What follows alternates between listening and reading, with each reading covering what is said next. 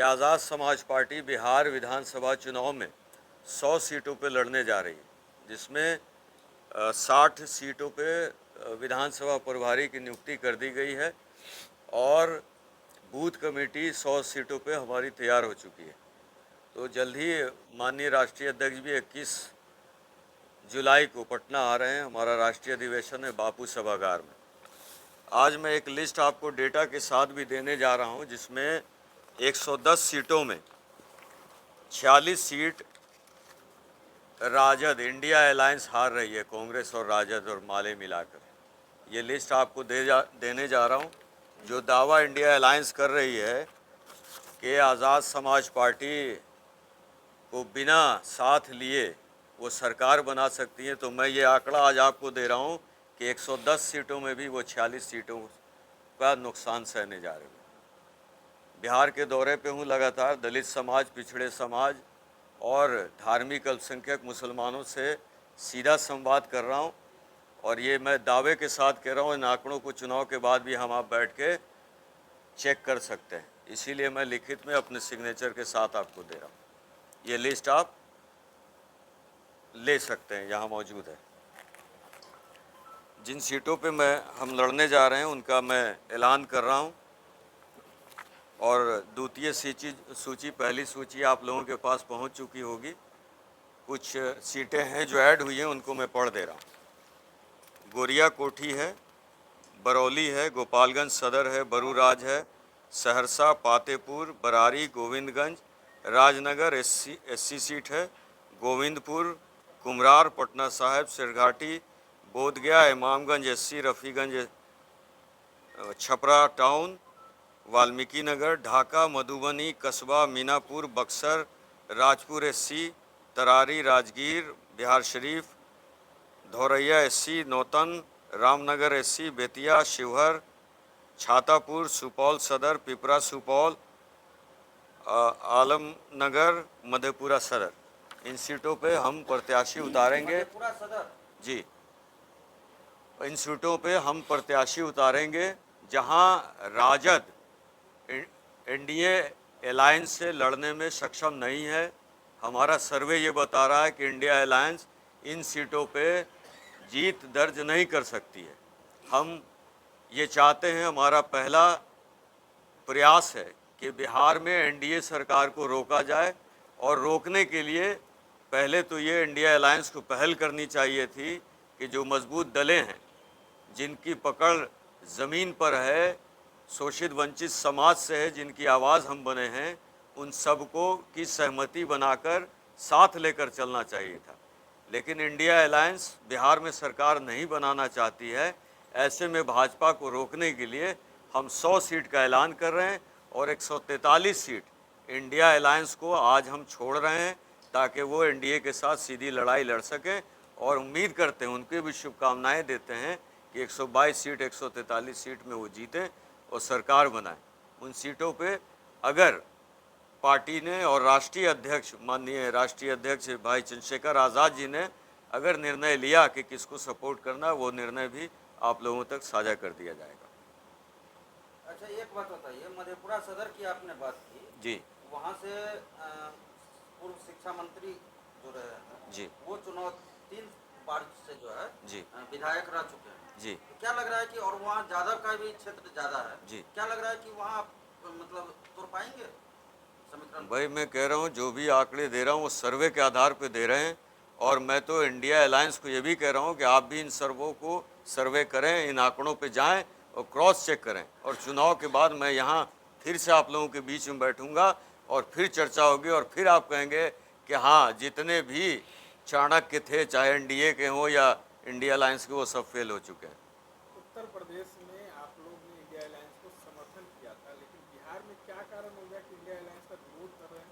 कहाँ विरोध है? हम 100 तो सीटों पर अगर उतरेंगे तो कहीं ना कहीं महागठबंधन को ये दिक्कतें आएंगी। मैं ये जो आंकड़ा दे रहा हूँ, कुछ सीटें आपको पढ़ के सुनाता हूँ।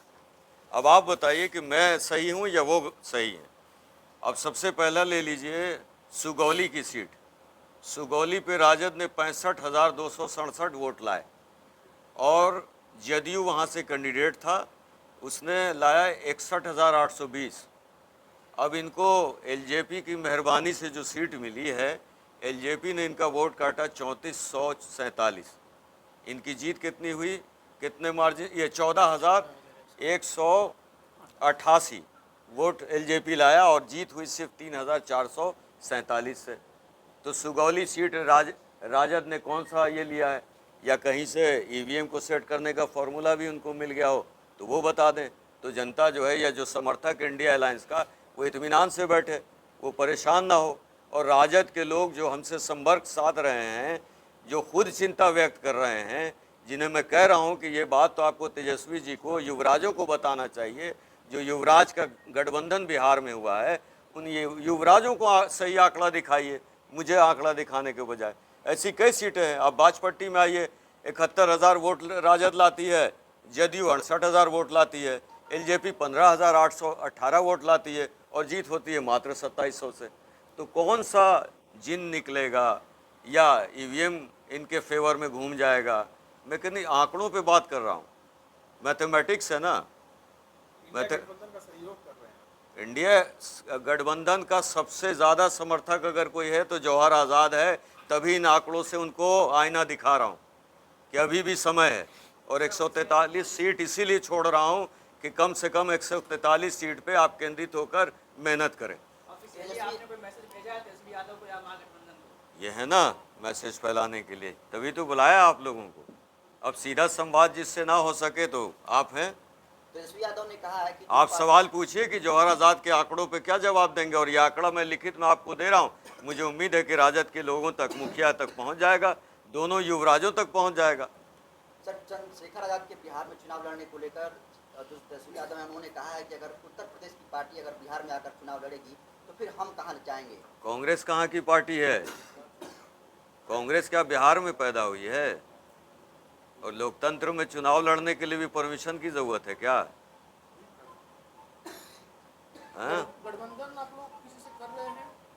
जो लोग महागठबंधन से बाहर, उनसे गठबंधन का तो मैंने ऐलान कर दिया है। एससी समाज, दलित, पिछड़े, आदिवासी, मुसलमान, किसान, मजदूर, छात्र, युवा, बेरोजगार, सबसे गठबंधन है भीम आर्मी और आज़ाद समाज पार्टी थर्ड का। फ्रंट की भी बात चल रही है कि Azad Samaj party regional party के साथ गठबंधन कर सकती है। भाई सबसे बड़ा फ्रंट बोला ना, जिसके साथ जनता है, उससे बड़ा फ्रंट कौन सा होता है?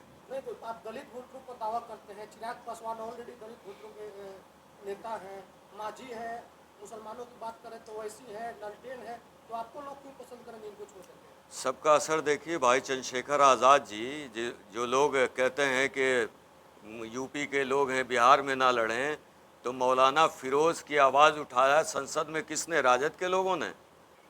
सासाराम में एक बच्ची की हत्या कर दी गई, बनारस में कोचिंग में, हॉस्टल में, तो उसकी आवाज़ संसद में किसने उठाया? भाई चंद्रशेखर आज़ाद ने। वैशाली में एलजेपी के सक्रिय नेता की हत्या हो गई, उसमें कौन आकर न्याय की मांग किया? भाई चंद्रशेखर आज़ाद। आप दरभंगा में ज्योति पासवान की हत्या कर दी गई, नाबालिग बच्ची की, उसके घर पर जाकर गिरफ्तारी की मांग किसने की? भाई चंद्रशेखर आज़ाद जी ने। तो बिहार का पूरा दलित समाज उनके साथ खड़ा है। और हम जो इस विधानसभा में जा रहे हैं, मैं तो आपको कहूँगा कि आप लोग भी आइए और देखिए कि किस तरह का समर्थन है। उपचुनाव में आपने कई सीटों पर चुनाव लड़ा, जमानत जब्त हो गई और आप कह रहे हैं कि दलित आपके साथ है। एक मिनट।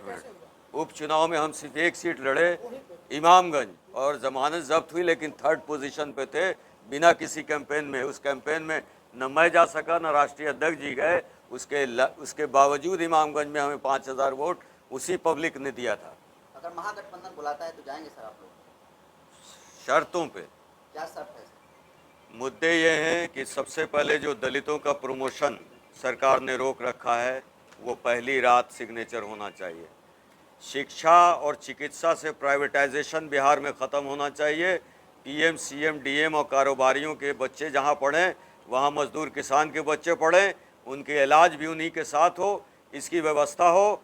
और ठेकेदारी जो टेंडर निकल रहे हैं बिहार में, उसमें आरक्षण होना चाहिए दलित समाज का और मुस्लिम समाज का। बालू के टेंडर में भी आरक्षण होना चाहिए, लूट बंद होना चाहिए।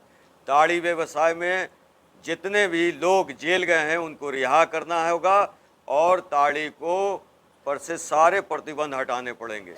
इन मुद्दों पे अगर जो तय करेगा कि हाँ इन मुद्दों पे साथ है, तभी कोई गठबंधन की बात होगी। इस मुद्दों पर तो राजद भी समर्थन कर रही है।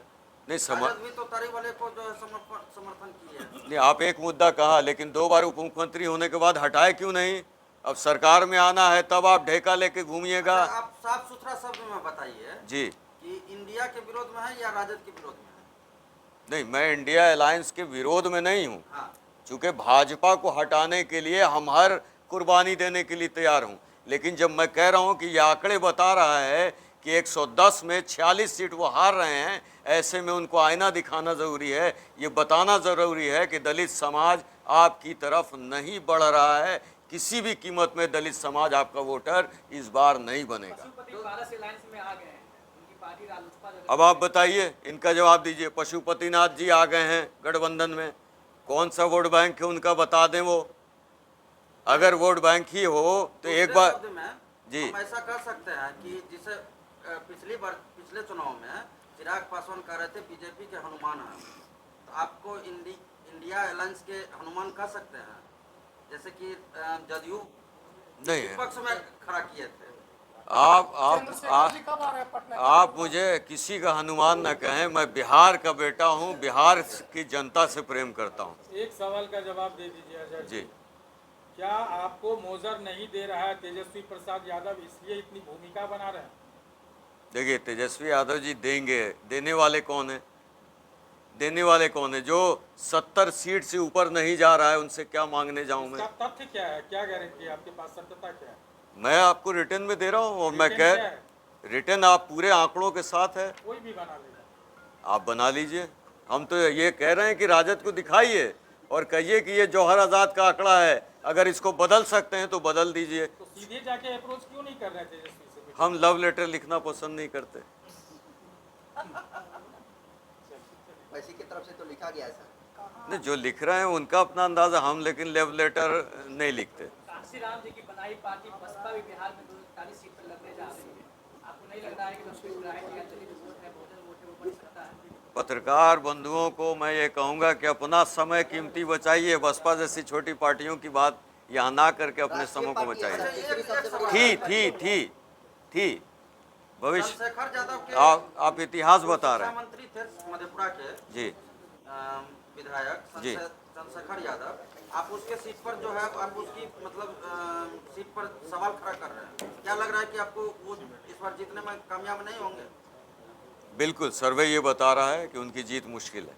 मुश्किल है जी, लेकिन वहाँ तो लहर रातों रात बिगड़ जाती है, क्योंकि हमारा पैतृक घर वहाँ है, वहाँ से भगाव रहा है, मैंने देखा है। मैं चंद्रशेखर भाई के लिए शुभकामनाएं देता हूँ। सर, रामगढ़ और चैनपुर की सीट को लेकर क्या कहेंगे? बीएसपी को गढ़ के रूप में देखा जाता है और यहाँ से बीएसपी के कैंडिडेट जीते भी हैं। आप इतिहास ज़्यादा पढ़ते हैं और इतिहास की बात करते हैं, वर्तमान की बात नहीं कर रहे। हमारे यहाँ देखिए अक्षय जी बैठे हुए हैं, ये लगातार जनसंपर्क कर रहे हैं और वहाँ आज़ाद समाज पार्टी और भाई चंद्रशेखर आज़ाद जी के लिए के अलावा किसी की एंट्री नहीं है। और आप देखेंगे कि दलितों के घर पे और मुसलमानों के घर पे क्या लिखा होगा, जल्दी इसका भी आपको तस्वीर में भेजता रहूँगा। आप बोल रहे हैं सर दलितों का, मुसलमानों का वोट, तो वैसे साहब भी खुले मैदान में आ रहे हैं। वैसे साहब भी कहीं ना कहीं घोषणा करेंगे कितना सीट काप कर दे उतना सीट का नहीं, देखिए ओवैसी साहब की नींद बिहार के लिए कब जगती है? जब चुनाव आता है। और हम संघर्ष सड़कों पे करते हैं पूरे 5 साल, और किसके लिए करते हैं? शोषित वंचित समाज। खेमका जी की हत्या हुई, संवेदना है, श्रद्धांजलि है, उनको इंसाफ मिले इसकी लड़ाई भी हम लड़ेंगे। लेकिन ये बताइए कि पक्ष विपक्ष की सबकी गाड़ियां नेताओं की पहुंच गई ना? शोषित वंचित समाज की हत्या पे बताइए कि कितनी गाड़ियां उनके घर पे गई। क्या तेजस्वी यादव जी जाते हैं? क्या राहुल गांधी जी जाते हैं? क्या नीतीश कुमार जी जाते हैं? वहाँ भीम आर्मी और आज़ाद समाज पार्टी के लोग जाते हैं। इस बार बिहार का देखेंगे कि बड़ी संख्या हमारी मजदूरी अदा करेगा।